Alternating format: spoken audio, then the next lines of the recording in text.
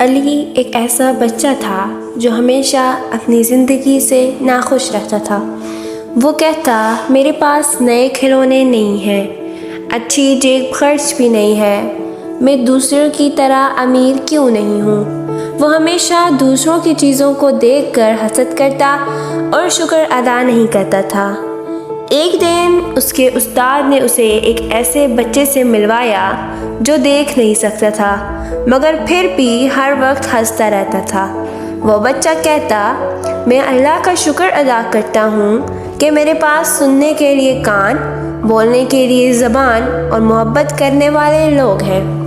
یہ سن کر علی بہت زیادہ حیران ہو گیا۔